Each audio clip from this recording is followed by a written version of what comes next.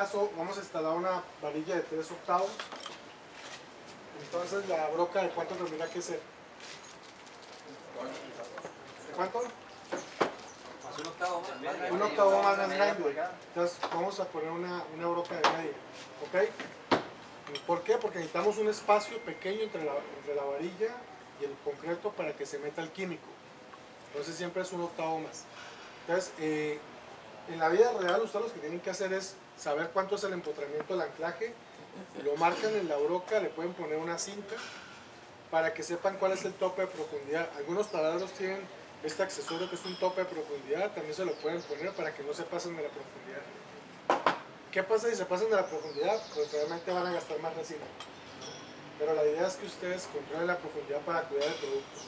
Entonces el anclaje siempre se tiene que usar la herramienta correcta, la boca correcta. En este caso tendría que yo tener zapatos, guantes y lentes, pero bueno. Entonces siempre traten de hacerlo lo más derecho posible. El ACI como instaladores les permite hasta 4 grados de desvío máximo. Ya después de eso, si está muy torcido, tienen que volver a hacer el hueco. Entonces,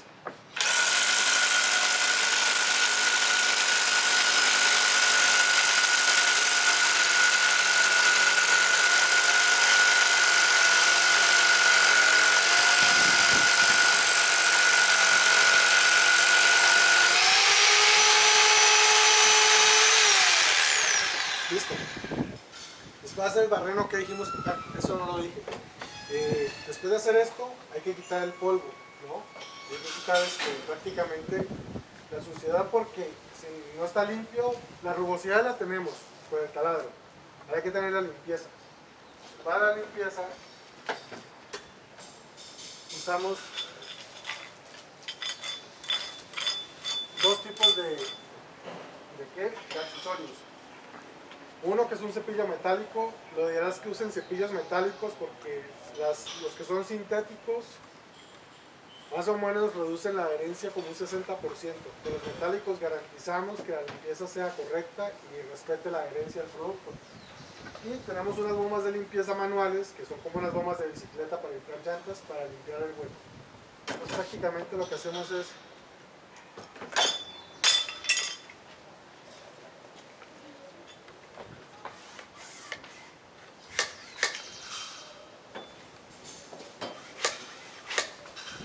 perdón. Con los cepillos metálicos lo que hacemos es limpiar. Este cepillo, hay que usar una medida más pequeña. Hay uno que es de 3/8, este es de media. Si no es pequeño.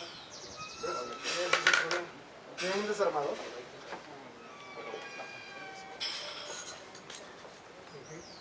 ¿No venían acá, Mariel? No venían más pequeños. El más pequeño era de media, no venía de 3/8. Para cada barreno hay una medida de cepillo. ¿Okay? En este caso hay que usar el anterior, pero bueno, en efectos prácticos tenemos que cepillar 2 veces el hueco.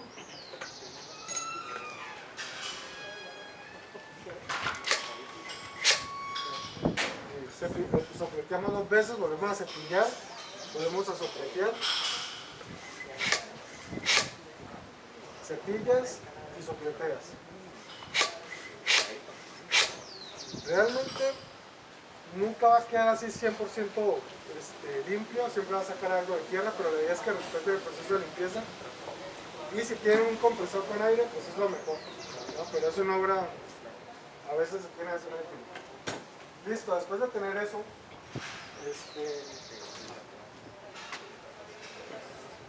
¿qué procedemos? A poner el químico, ¿no? Entonces tenemos una herramienta de estas, la listamos para el producto. El producto le quitas la tapa, sacas la boquilla, pones la boquilla dentro del cartucho,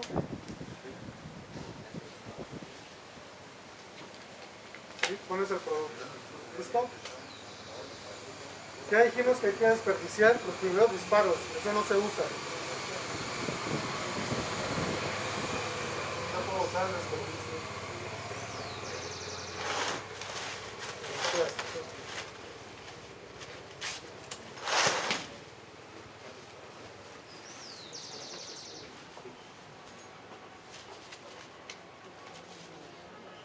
Entonces desperdiciamos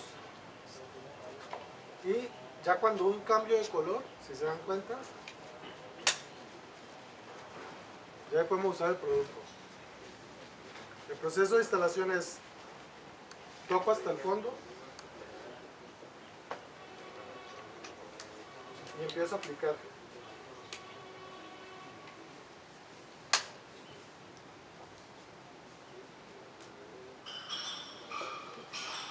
Y pongo la varilla.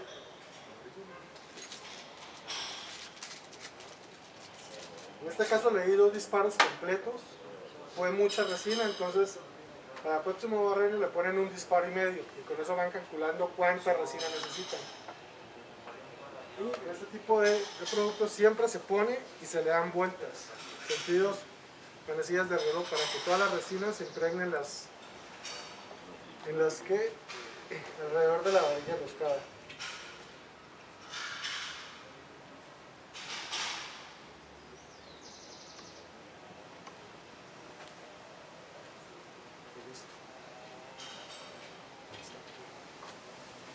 Y eso es todo, realmente no hay que hacer nada más. Tengo una pregunta.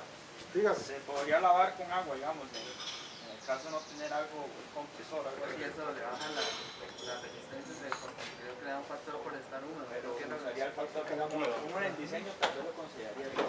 sí, creo que al final de cuentas puede ser algo más caro porque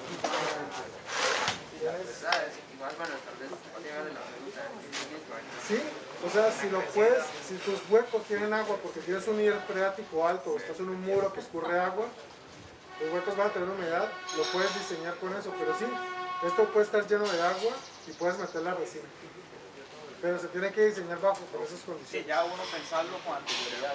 Él dice como a la hora como de limpiarlo con agua, en realidad. También lo puedes hacer, pero entonces tu diseño considera lo húmedo. Correcto. Le baja, o sea, le baja la resistencia. Lo vas a castigar, Sí, ¿no? correcto. Pero sí lo puedes hacer. ¿Alguien que quiera intentar hacerlo? Y otra pregunta, no sé si tienen otro tipo de producto, creo que ese es muy fluido. Así es. Si uno quisiera hacer una perforación a nivel de... Este producto, tanto este como este, te permite hacer aplicaciones sobre cabeza. Algo importante, acá ya está mezclado, acá puedes seguir colocándolo. Si llegas a cambiar de cartucho, tienes que usar una boquilla diferente y volver a hacer el proceso de desperdicio. ¿Okay? Y la boquilla está diseñada para que en esta distancia se haga la mezcla, así que no la corten. La pueden poner adaptadores, sí, pero no cortarla. Más o menos cuánto tiempo tarda en secarse. Pues con esta temperatura más o menos te da como unos 12 minutos de trabajabilidad y tienes que ponerle carga por ahí hasta dentro de 8 horas. Acá en el cartucho vienen unas tablas de temperatura, que vas a sacar esa información. Ahí se ven, es muy fácil, es práctico, sí se ve líquido, los epóxicos puros tienen esta densidad más o menos. Este producto siento que tiene la misma consistencia o es un poquito más espeso, ¿no? Tiene más fitotropial.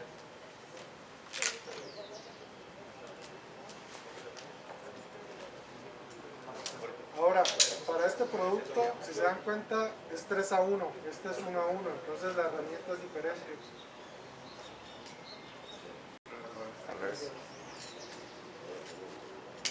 ¿Cuál es la diferencia entre La capacidad de carga. Este producto tiene mucho más carga. ¿Me permite algo para desperdiciar? Hay que hacer un... Lo voy haciendo. Si quieres haciéndolo.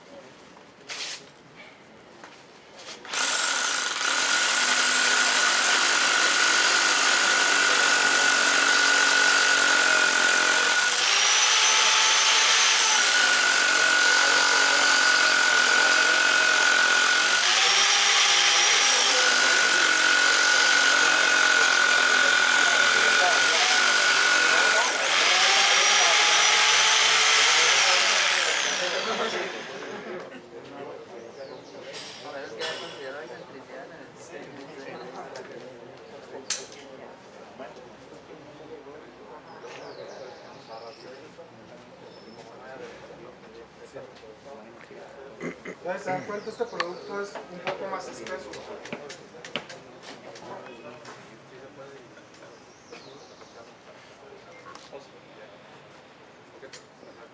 A pesar de eso, ambos tienen tixotropía. La ficha técnica lo dice. De hecho, si el reporte te dice que puedes aplicarlo sobre la cabeza es porque se ha hecho aplicaciones en laboratorio.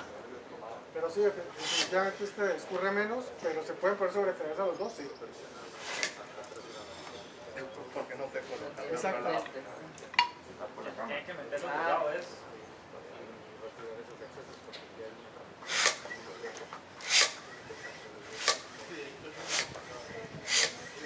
A la hora de meter el anclaje lo llega hasta el puro final Hasta o el lo fondo. deja un... Hasta el fondo. El diseño es la profundidad de empotramiento, es la misma profundidad del taladro. ¿Alguien quiere instalar este? Instalo. Y ahí para garantizar la profundidad de todo esto del día, la medida haciendo una marca en el perno y demás, igual en la boquilla haces una marca, cuando ya tengas más o menos la medida y ahí llevas como con más precisión, más exactitud.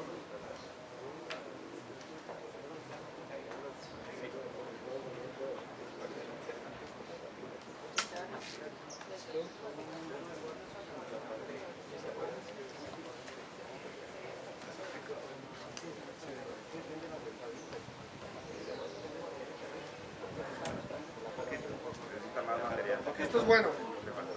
¿Cuándo sabemos cuando un anclaje no quedó bien instalado?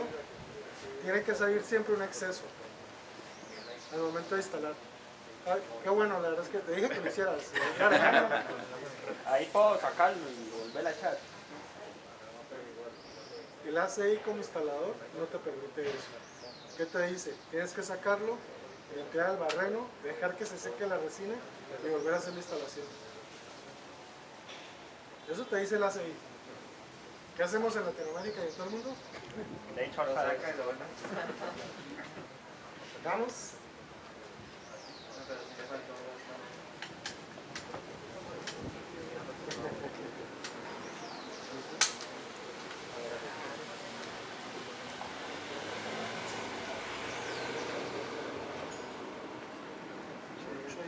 Tienes aire.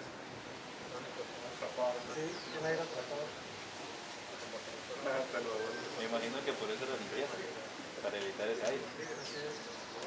Porque ahí yo ya tengo vacíos.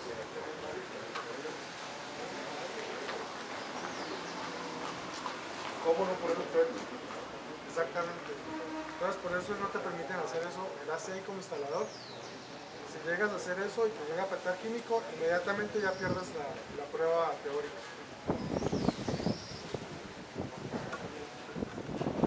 Entonces, esta es la manera, siempre hay que cepillar con el cepillo correcto.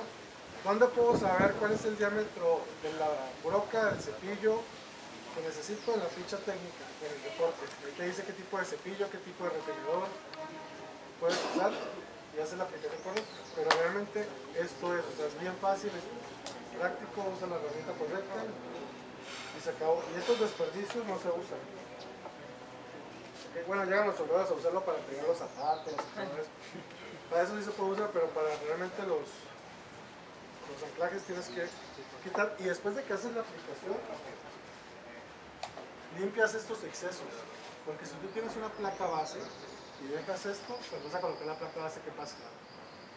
no va a quedar en contacto. Exactamente, entonces, igual cuando se endurecen como son muy frágiles, pues los puedes quitar fácil. Pero a lo mejor es limpiarlo desde la aplicación para que quites esos excesos y ya puedes poner lo que vas a limpiar ahí. ¿Cuánto es el tiempo secado?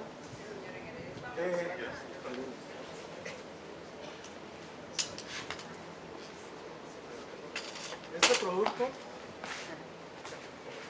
este que utilizamos acá, entre 25 y 30 grados, tiempo de trabajabilidad que te da son 12 minutos, le puedes poner carga en 6 horas. Y más o menos la temperatura que tenemos acá ahorita. Y para este producto, que entre 25 y 30 grados son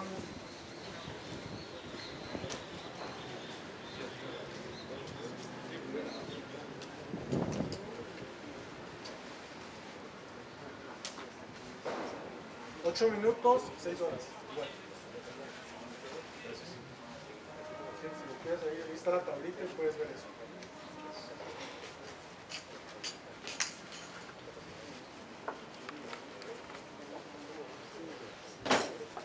Igual, la ventaja de los cartuchos rígidos es que cuando tú usas un producto lo puedes usar hasta su fecha de caducidad. Simplemente le cambias la boquilla. El problema de los cartuchos que son blanditos como el Cicatex que vienen en aluminio, una vez tú lo uses, si no lo usas en 15 días, se secan. Y esa boquilla después de usada tiene que descartarla. Y es correcto. No la puedes usar, tienes que, igual se tapa, con eso es epóxico, eso se tapa. Esto para que lo uses es bien difícil.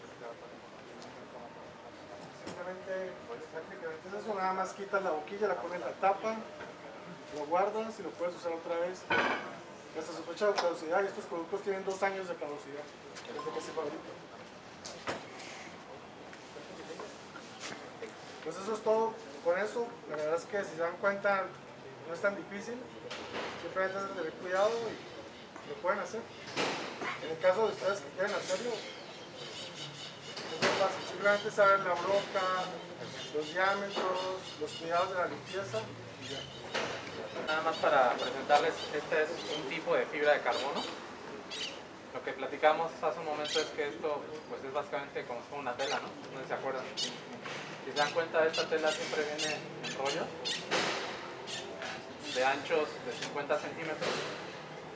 Entonces lo que tenemos que hacer es como el acero, ¿no? Cuando estamos construyendo una estructura de concreto y acero y varillas, en el sentido de... Voy a quitar el cubrebocas. En el sentido de habilitar pues, correspondientemente la misma fibra, ¿no? Es decir, vamos a medir la longitud que necesitamos que previo al cálculo ya sabemos cuánto es lo que va a tener. Y entonces pues pasa lo mismo, con unas tijeras tendremos que cortar. Voy a hacer aquí un espacio para...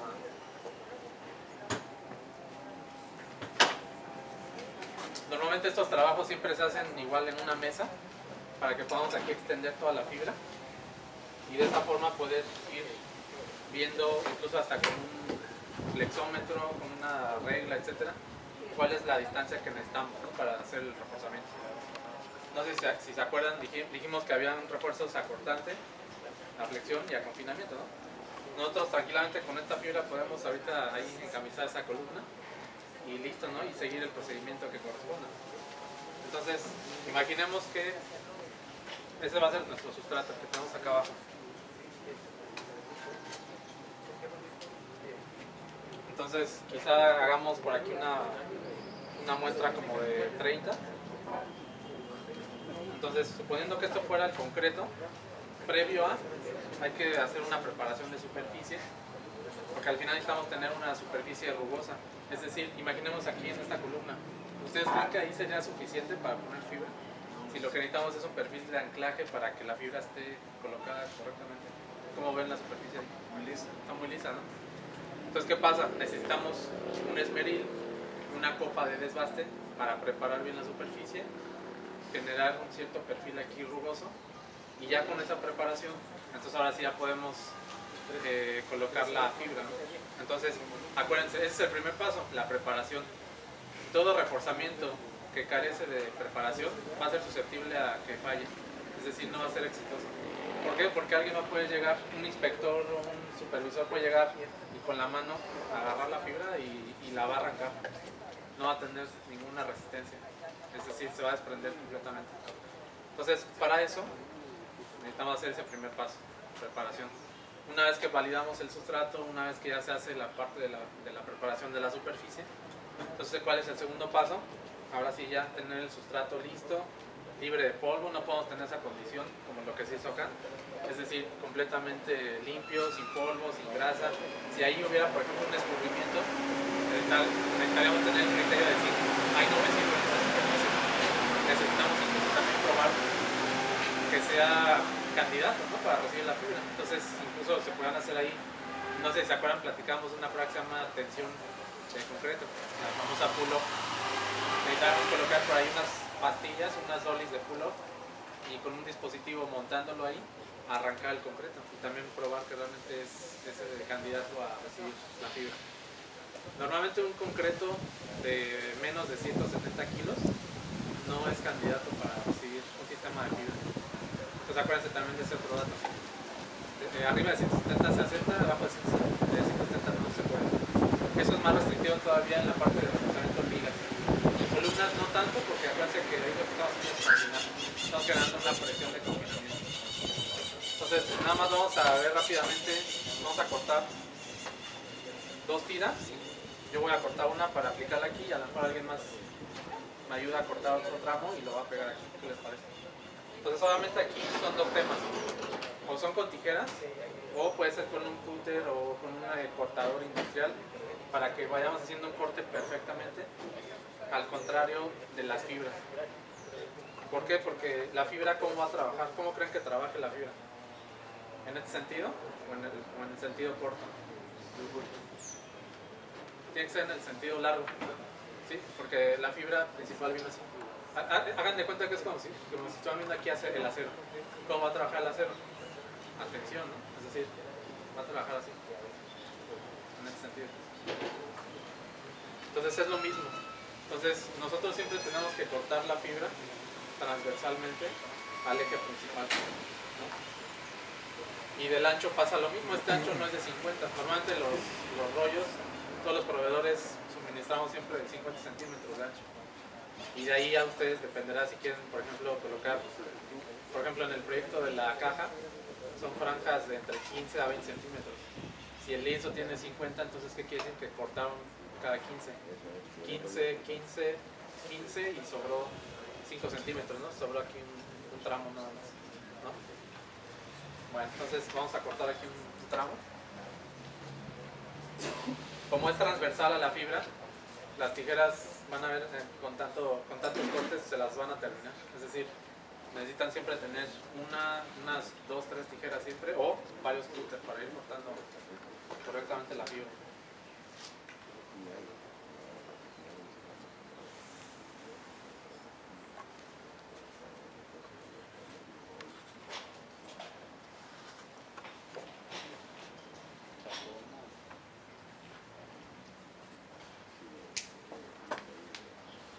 Bueno, si se dan cuenta, pues ya se cortó.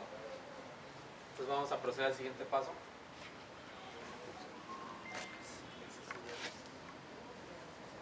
Vamos a colocarlo. Lo voy a cortar a la mitad para tener un espacio aquí todavía.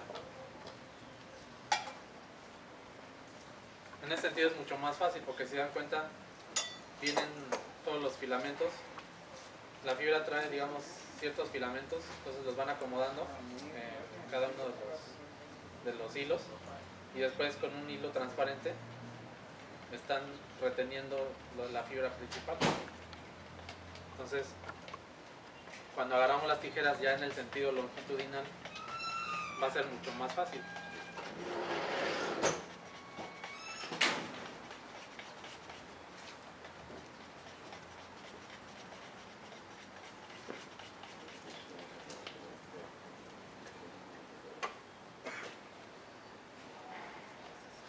Entonces ya tenemos aquí dos lienzos.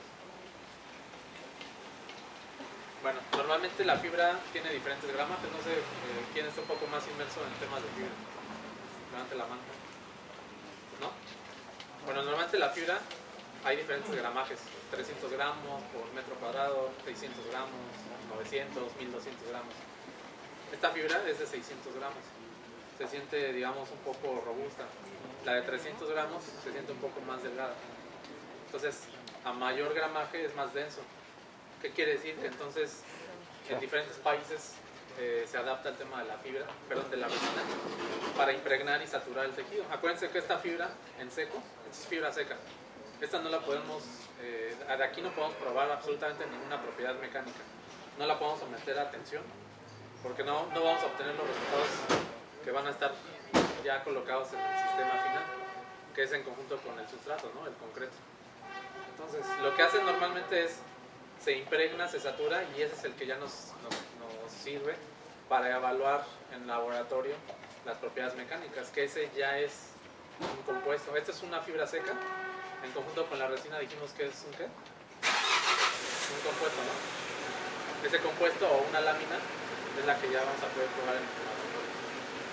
Entonces, normalmente esta fibra de 600 gramos requiere más o menos un aproximado consumo por metro cuadrado. Es decir, si nosotros tenemos 1 metro por 1 metro de fibra, vamos a consumir más o menos 1.4 kilos de resina.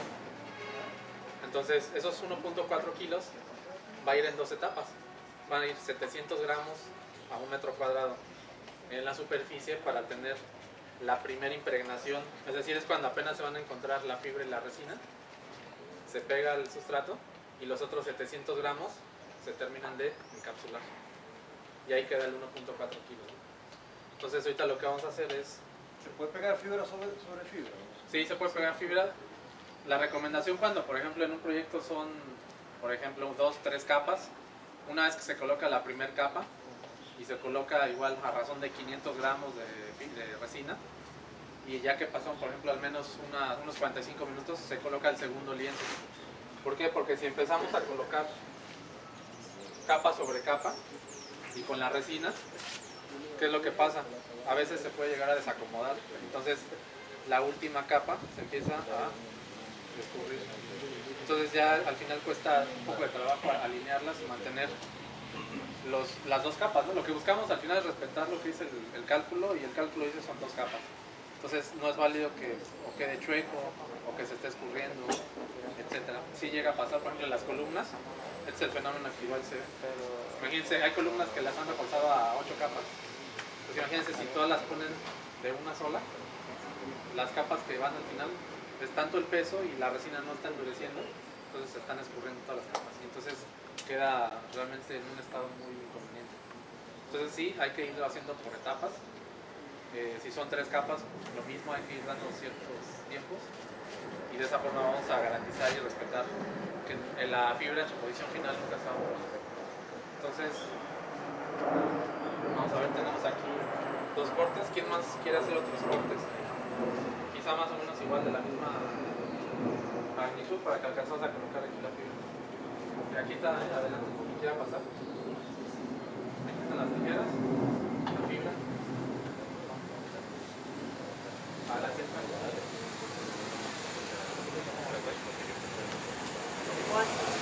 Sí, nada más hay que revisar bien con lo que...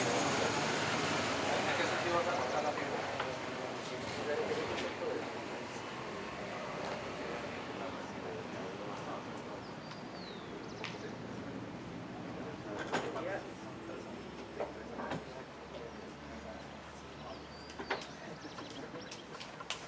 Acuérdense que lo dijimos en el sentido, ese es el sentido largo.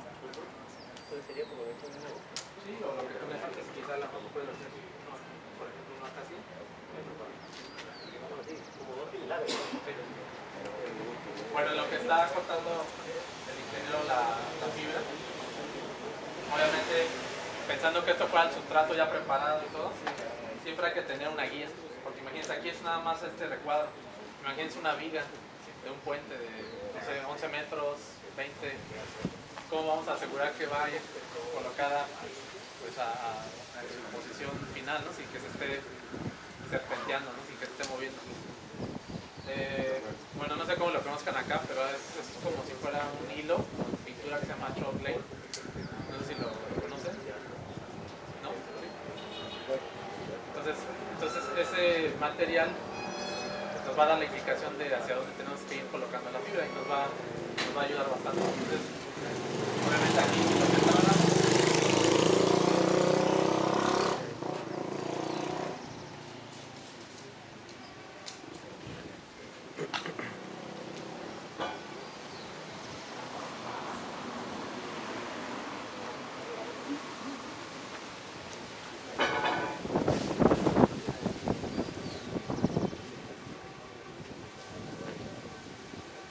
Bien, aquí está ya la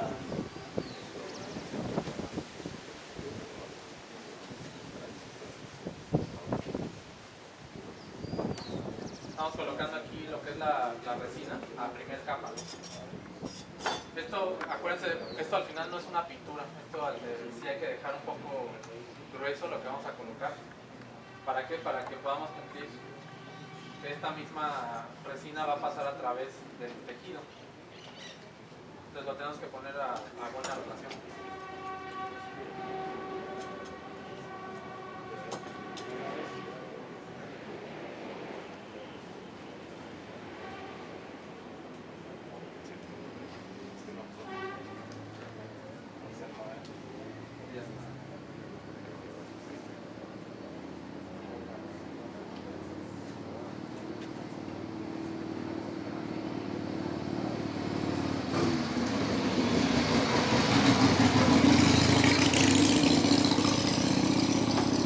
Aquí ya colocamos la fibra sobre la resina.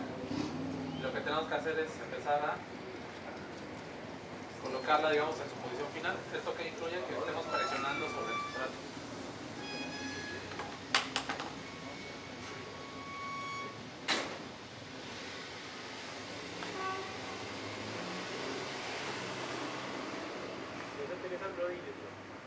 Sí, también. Esto nada más es como para irla presionando.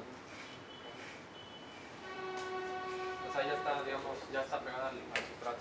¿Cuál es el siguiente paso? Efectivamente, este tipo de rodillo que trae así con unas estrías, lo que nos va a permitir es, al hacerle todavía un poco más de presión, que vaya saliendo la resina a través de todo el tejido. Miren, no sé si alcanzan a ver cómo se ve ya. La resina ya está empezando a salir a través de todos los tejidos.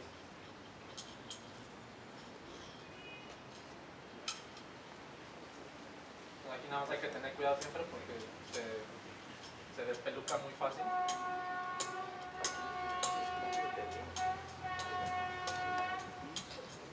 Entonces hasta este paso podemos decir que ya está empezando a impregnarse correctamente la resina. ¿Cuál es el siguiente paso? ¿Qué dijimos? ¿Qué hace falta aquí? Echarle otra capa. Otra capa, ¿no? Igual en la misma proporción, ustedes ya en una obra real tienen que estar revisando los consumos para que puedan ir controlando que realmente se está colocando la cantidad de resina que se necesita por cada metro. Entonces, el siguiente paso es terminar de saturar para formar pues, el laminado, ¿no?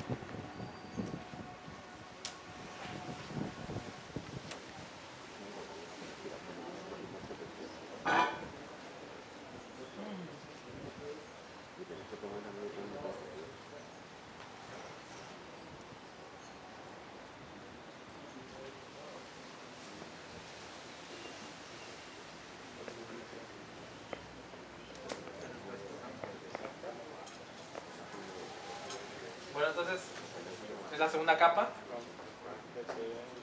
Podemos terminar de impregnar bien con el rodillo. ¿Para qué? Para que se termine de encapsular la resina dentro de los tejidos de fibra. Pues ahí ya está básicamente saturada, ya está completamente llena de resina. ¿Cuál es el último paso? Vamos a terminar de uniformizar nada más lo que es la textura, ¿no? De aquí de la fibra.